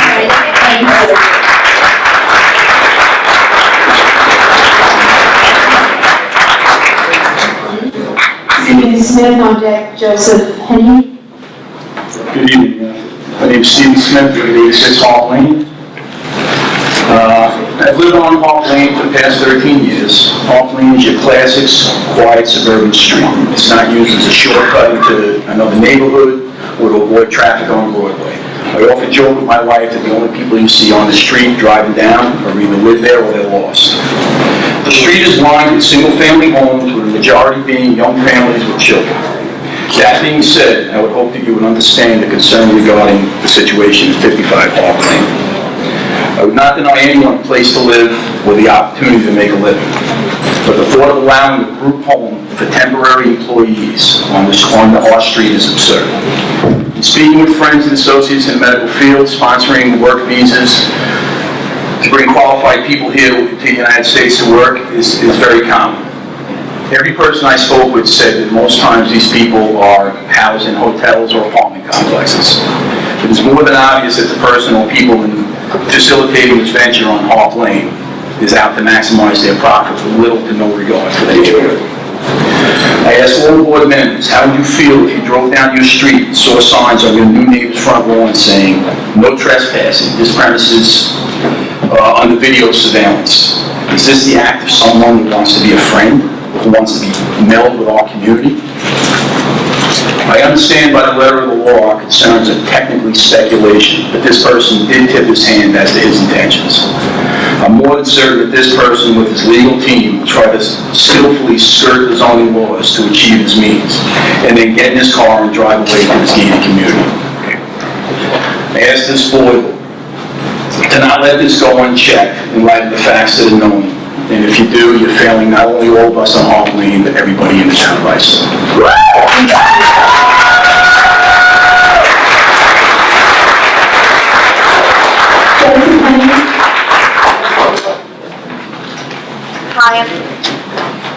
Hi, unfortunately Mr. Henny isn't feeling well, so I'm just going to read what he wrote. My name is Leanne Barney. I live at 51 East Locust Street, Central Islip. We're members of the Central Islip Little League, and as I've met some of you at the meeting and at our opening day, we're in a pretty volatile area. We're trying to provide as much as we can for little boys like the one that came up here and spoke, and the 4 I have at home. We were promised quite a bit, and I'll read that to you now. I come to you for assistance in improving the local Central Islip Little League Park that our community uses from March until we close in November. We run pretty much year-round to keep kids off the streets. From the inception of this park, it was poorly and cheaply designed. It has the lowest grade fences possible, which on every field, the fence has either pulled off from the bottom of the poles or has been now deformed. The sprinkler systems has been almost 75% redone by the town of Islip. Then, as it came to safety, poles have fallen off hinges, fences and gates and around the batting cage area. Those concerns were addressed and fixed this past fall, and the parking barriers have been put up around the field. And the batting cage sat dormant for 3 seasons until the repairs were taken care of. Besides the fencing, the other problems we have every day is that there are rocks everywhere. Originally, there were not supposed to be any rocks in the parking lot design in the plans that we were shown. Now the rocks have made their way to all of the surrounding fields, which is insane. So all of our rocks are now all of our fields constantly have rocks on them, which is a hazard to our children. It is a never-ending battle. Excuse me, is someone speaking? I just closed your phone. Thank you. It is a never-ending battle to keep them off the field. If there is grass being cut, it now becomes a hazard to each projectile. 3 of our fields flood when it rains, 1 to a small lake-sized capacity that is going back to being poorly designed. All fields were supposed to have drainage systems put in and none do. Grass has almost gone because the grass turf put in did not root properly, as the proper amount of soil was not put down and the past junk on the ground was not dug up and transported out of here. We need a light out in front of the entranceway so people cannot hide, and of course, once it hits dusk, kids are walking to and from that area and need to be seen. We have been very lucky in that regard that a vehicle has not hit anyone, but safety issues continue to be there. We have even put up our own cameras, and we're hoping the town could add to it. Our phone line and internet has never been put back, and the utility service providers wanted a ridiculous figure to install them. We were promised 3 storage containers and have only received 1. We have to keep things in our bathrooms, at the PLL park, and in our own houses. We have not been able to store files, lining material, and other field lining material, thank you, sold to Connect Quad Use League, and field grooming materials. At our last facility, we had 3 containers. 2 administrations ago, we were promised they would be moved. Can I just submit a list? Absolutely. Absolutely. I have your number. Yes. Can I call you? Yes. I'll talk to you tomorrow. Thank you very much. Thank you.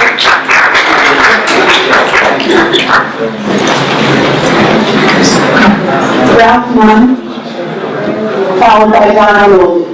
You're not letting these people in. There are seats available now. Please look good. We've been here since 4 to 6. You represent us. Hampton Home is empty, and you represent us. Excuse me, please. Please stop shouting. I just said public safety. What is the issue? There are seats empty. Can we let some people in? Yeah, I just told you, you said no. I said, what did you say to me about that? How ridiculous. Open the door. Please, as long as there's a seat, you have to come in.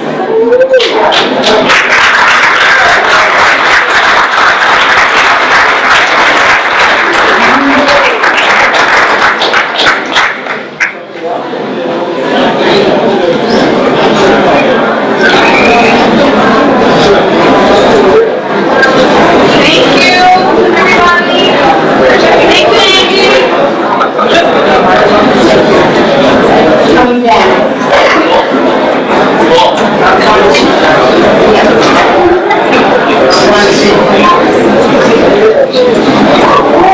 Just so everyone is aware, there is an occupancy regulation, so if I would assume...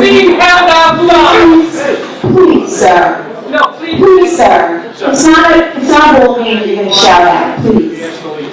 There were 20 seats available. Thank you. Let's continue. Ralph Nunn, please. What's that the name before you start? Ralph Nunn, followed by John Nolte. Ralph Nunn. You might be the whole way. Possibly be. 9, 10, 15 seats. Donna Rinaldi. There are 15 seats available here. 15 seats. I think we should let them in before you start the net. They've been here since before 6 o'clock. Meeting with everyone else at 6 o'clock.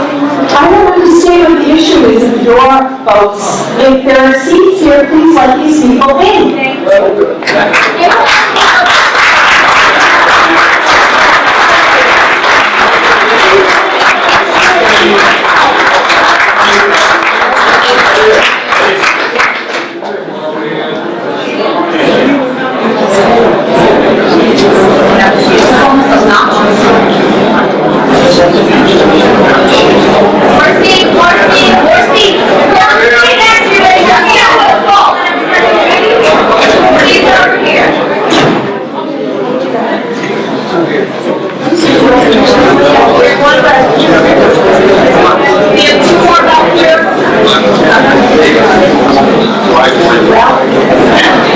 Ralph Nunn.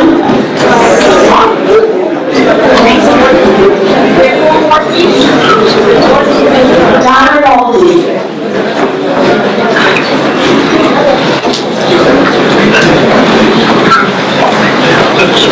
Who am I saying it to?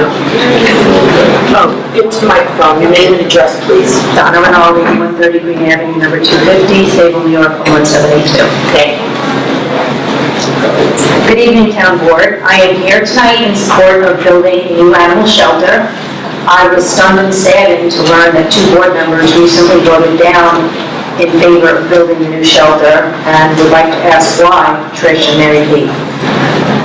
My understanding is that there is an interested buyer in the abysmal current location, a buyer who is willing to take on making the appropriate remediations that are extensive there, and that interest won't last forever.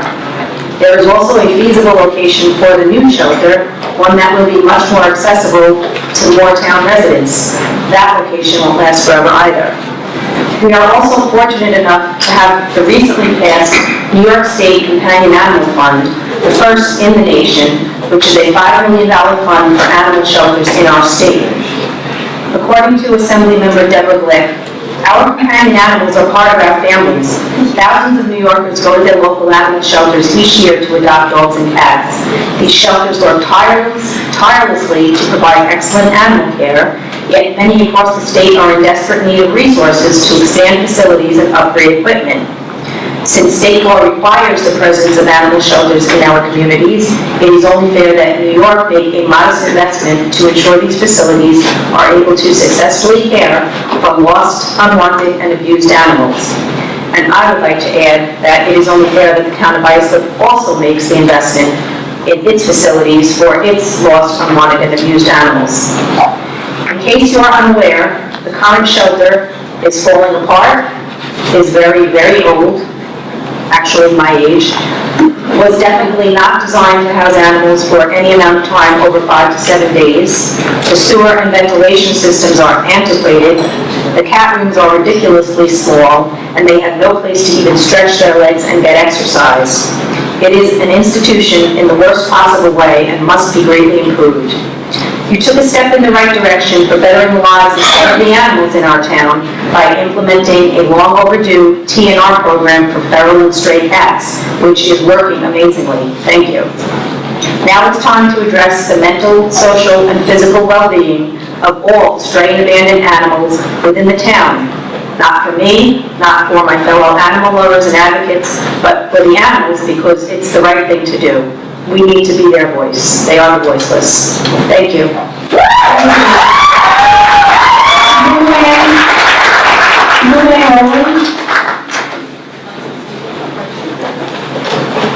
On deck, Pat Montanino.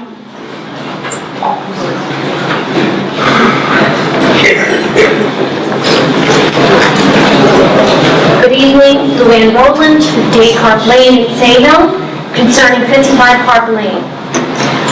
Town of Islip was built on single-family home communities like Sayville. Single-family homes support the town of Islip in the way of taxes, adherence to rules and regulations. But this is a reciprocal relationship, and the town must support and advocate for the Sable single-family home. Sable consists of single-family homes that are built around relationships of each home, creating and sharing in a community culture defined by mutual values, vision, and goals. This forms a social bond. This bond contributes to the overall health of the community and should represent a resource for the town of Islip to be protected, respected, and valued. 55 Park Lane is not a single-family home. This home will be unoccupied by the owner, who has purchased it as a commercial resource to aid and abet his business by allowing his staff to live there. This is therefore a multi-dwelling transient population home that has no connection to the health, culture, or social bond of the Sable community. This is a total disregard of our community, as well as exploits transient multi-dwellers who are indebted to him for their living habitat and employment. What is most disturbing and unconscionable is the lack of advocacy, commitment, and support of single-family homes by the town of Islip. If the town of Islip allows 55 Harper Lane to be utilized in this transient population business way, it makes a mockery of single-family homes. This will ultimately jeopardize the overall Sable community health and further establishes a precedent for future reprehensible business opportunities. It should not be allowed or tolerated in the single-family zoned community. Thank you very much.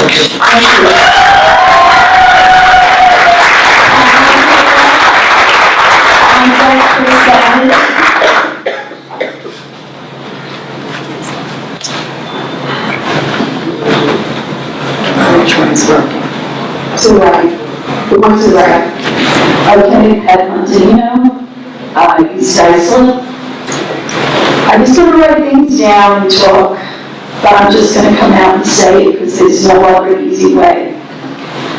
After years of me being an advocate for the people of this town, I have come to find that Mr. Cochran, Mr. Flower, and Ms. Carpenter, you have violated the public's trust. Mr. Cochran, you vote on fire department's ambulance. You have an insurance company, you insure them. You were on the list to be an electrical inspector, you have an electrical company. You spearheaded the shellfish, oysters for Sable. You went and signed a lease for the shellfish to make money for yourself for financial benefit. Meanwhile, there's a waiting list of 124 people. And Mr. Baldwin, I think you should tell the people of Central Islip that cameras were purchased many years ago, although the town of Islip chose not to use them for the right purpose. And a park, I don't know what you were thinking by putting a children's park in the woods in Central Islip. And Ms. Carpenter, you've been taking quite a lot of donations from people who are benefiting from permits and everything. Macy's estate over there by Oakley Diner, he donated over $50,000 to you. He got permits to build those condos there. And for some strange reason, he was able to open up a company, he got a certificate for a company for property that was not able to be developed on in Central Islip, next to the Gull Haven Golf Course. Well, he named that Gull Haven Condos. Just so happens, a couple of weeks ago, the prior Commissioner Tom Croce, the one who abandoned all of the taxpayers, passed a not a resolution, he lifted the restriction so that your donor could buy that property, which he has now named Gull Haven. I'm finding this so amazing. that these things are happening, and you think people don't know about it? And we do have emails where Ms. Carpenter, you're bullying the very council people we elected. It's here. You're bullying them not to be able to speak. And code enforcement has let everybody know that they're not to speak to anyone on the board. I have that email too. And I want to thank you. And I would just like everybody to know that a suit was brought for the removal of the 3 council people. Please stand. I was in Louisiana one day. My name is Chris Gavin. I live at 267 Singingwood Drive in Holbrook. That's in the New England Village complex. There's 600 houses. And it's mostly a blue-collar neighborhood. Everybody struggles with the upkeep of their house and the property. And yet, including me, and then yet, at a time like this, when mothers are walking their kids and people are jogging and wives are walking with their spouses, when they get to my house, they gotta walk in the street. I sent pictures to you how it looked. It's unbelievable. For 3 years, they've been putting asphalt on trying to make where you walk up at an angle. It's ridiculous. I mean, it's like, I'm embarrassed, but it's an accident waiting to happen. This isn't a Republican issue. It's not a Democrat issue. It's a common sense issue. It's gonna pay now or pay later. I can't even let my 6-year-old grandson who's autistic and he's nonverbal, I can't let him play out front. He already scraped his leg, he can hurt himself worse. I mean, so he can only play in the back. I mean, this is a common sense thing. I need to know that you guys care enough, to put money in, like the young lady before me, so you have to raise taxes and do something to provide services and provide them.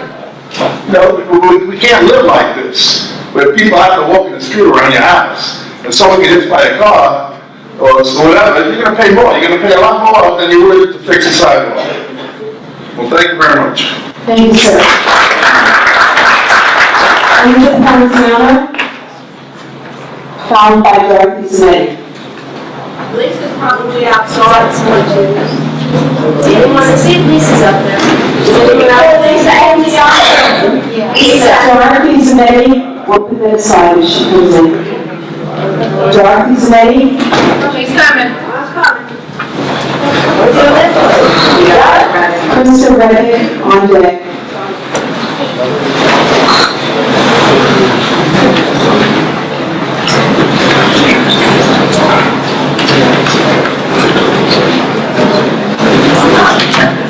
Good evening, everyone. My name is Dorothy Zametti, 1021. Could you just let the microphone so we can hear you, please? Thank you. Okay, is that better? Okay. Dorothy Zametti, 1021 Thompson Drive, Bayshore, New York. I'm not going to make my long speech because Vita and Don Rinaldi covered everything really well. I just want to say that I am here to thank the board for the TNR program. It's going really well. We do have a huge stumbling block though, which is recovery space. If there is anything that the town can do to help us with that, we would be really able to make this program go even further faster. We would be doing the recovery, we just need the space. Okay. I also would like to urge you all to pass for the new shelter. We need the shelter, desperately. The animals need the shelter. We can do so much more with the TNR program and the shelter. Okay?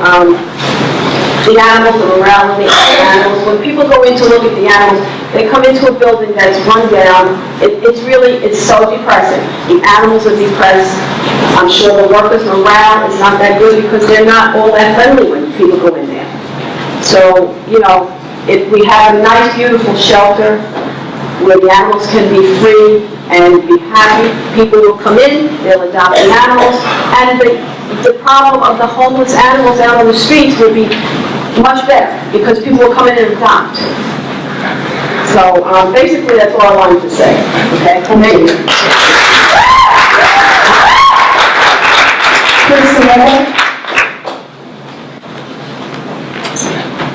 Hi, how are you? This is in regards to 55 Hart Lane. Maybe get your name and address. My name is Krista Riva. I live at 15 Hart Lane. So I'm glad that you're able to get to know that our community and our neighborhood are very close-knit. My parents are the original owners and have lived in their home for almost 51 years. They chose this particular street and neighborhood not only to have the structure of a house, but to build a home that's zoned for single-family residents. And this has been my home for nearly 50 years as well. In our neighborhood, we know the people that live near us, and we help our neighbors. And I can tell you on Hart Lane and the surrounding area, there's not much turnover. People stay for generations. I know many people on Hart Lane who I grew up with and have then purchased their parents' home to raise their children. Why? Because the neighborhood is safe. We take care of our homes inside and out. We take care of each other's houses if we go out of town for vacation. We are hardworking people who pay high taxes to live in a beautiful and safe community. We value our homes, our properties, which we work very hard to maintain. It's always been a safe neighborhood for the children to play outside, ride bikes, or play hockey in the street. Many of us go for daily walks in the neighborhood. In all my years, I have never walked down the street or around the neighborhood to see warning signs, no trespassing signs, along with surveillance cameras on residential properties until now. These are now fixtures on the property of 55 Park Lane. Dr. Cohen, who recently purchased this house, does not plan to reside at 55 Park Lane. However, he does intend to house multiple unrelated adults in which he is creating as a boarding house. His intent is for these individuals to temporarily reside in the house for short intervals of time as a result of the H-1B visa program. We believe not only is his plan to house these people in the house zone for single family, but also to intend to take American jobs from the workers in the local nursing home. I have many concerns regarding the intentions of Dr. Cohen at 55 Park Lane. I believe this violates the zoning for the single-family residents on Hart Lane and the surrounding neighborhood. We don't know who these people are going to be coming and going all hours of the day and night, and I have been witness to seeing taxis driving, speeding down the road. What about the safety for our children, our homes, and our community? And what's going to happen to the value of our homes that we work so hard for? We are here today from Hart Lane and the surrounding area, and we stand together to preserve the character of our neighborhood, the values of our properties, and the safety of our homes, our family, and our children. Thank you for your time.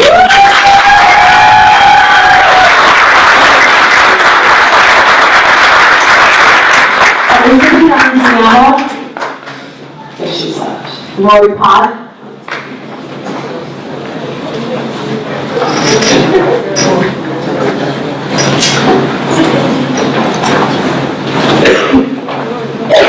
Matt Ramsey on deck.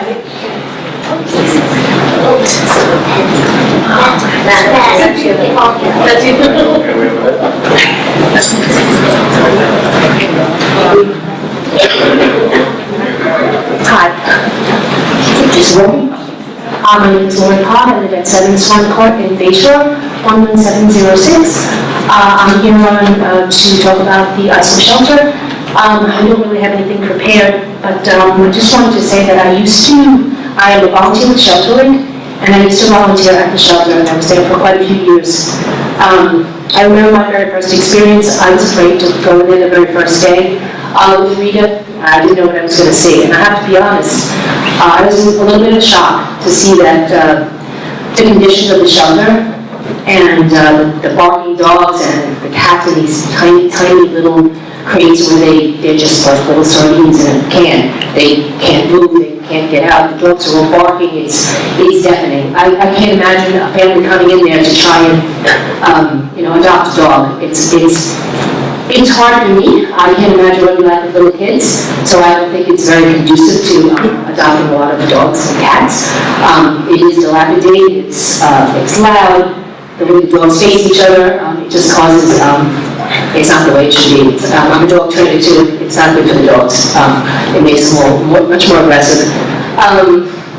So because I did put the dogs I didn't know if I was going to go back after that first day, but to be honest, I did it for the cats, I did it for the dogs.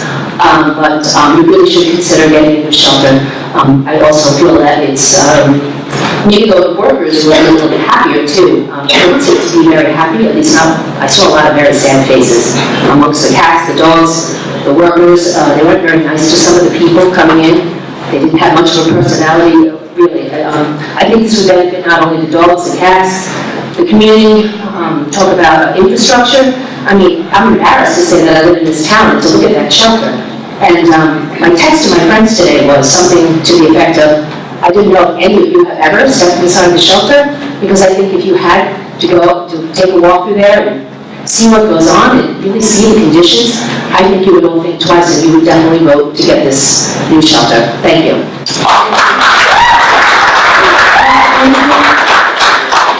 On deck, Sheila Clark. Good evening. My name is Matt Menz. I live at 50 Hart Lane in Salem. Let me start by saying I am happy to hear from the town attorney and the board that Mr. Cohen's representatives are attempting or promise to hand in their rental permit. Unfortunately, we know, living on the block, that he is pretty deceptive in his tactics. Many of the things I will speak about right now, I'll just read what my neighbors have said and things we've seen on the block. All right. First of all, as has been said, this boarding style house does not meet the town code family definition or fit in with the family style existing property zoning laws for Hart Lane. Dr. Cohen is creating a short-term boarding house for 10 strangers with no ties for our community or neighborhood. They're only there because they have no choice to live, but said, when Dr. Cohen puts them. What happens if these people get fired? What happens if they no longer are employed like Dr. Cohen? Do they become squatters? Do they have other rights? Are they homeless? What happens to them? You know, they might be good people coming into this country, which is fine. We all accept that. But what happens to them when they're not residing there or working at the nursing home anymore? There's several quality of life concerns that addresses me. The cesspools are not capable of handling the amount of people living in this house. The increase in traffic and noise, the loss of sense of security for our children with 10 people coming and going at all hours of the night. I'm asking this board, please get involved, investigate Dr. Cohen's company, his intentions in Sable with our nursing homes and purchasing these houses. He's been set from day one with the owners of Hart Lane and the town. He moved in his contractor and several of his employees. They were living in bunk beds and air mattresses while this renovation was going on in the house. He did not move these people out until we began protesting at the Sable nursing home. That's when they moved out.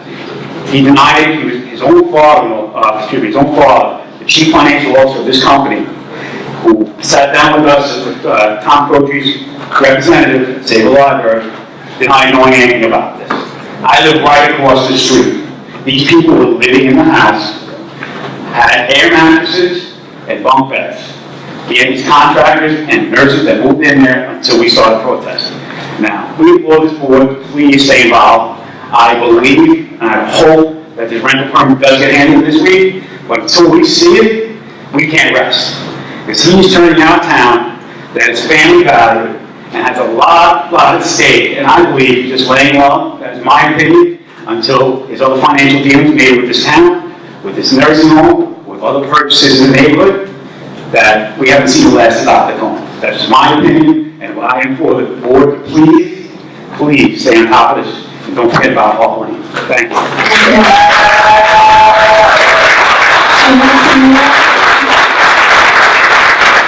Mr. Frank on deck. Good evening, my name is Sheila Keller, 175 Colony Drive, Holbrook. I want to first thank all who voiced opposition to the Green Rail project. It looks like our voices were heard, but let's not be fooled. This project is in abeyance, but it, or some proposal that looks like its first cousin, is likely to reappear in the future. I'm concerned about that happening, but I'm just as concerned about the continuing lax and sometimes non-existent enforcement of ISLIP's town zoning and codes. I think everyone here would agree with me that if you don't have your health and both the riches of your life and the richness of your life are lost to you. The activities on the Furrows Road parcels in the past and in the present time can have lasting impacts on our health and well-being. The principal role of town government is to regulate land use with zoning codes and regulations that are for the benefit and well-being of town's residents. Once again, as many of us have done over the last 4 months, I ask that you uphold and enforce ISO's land use and zoning regulations on the Furrows Road industrial parcels. And on the many abused and dumped upon properties in our many friends throughout the ISO town. I further ask that you fulfill your first responsibility, which is to protect the health and safety of all those that you represent. Finally, I want to say, enough is enough. I am not alone, and we are not going away. Thank you.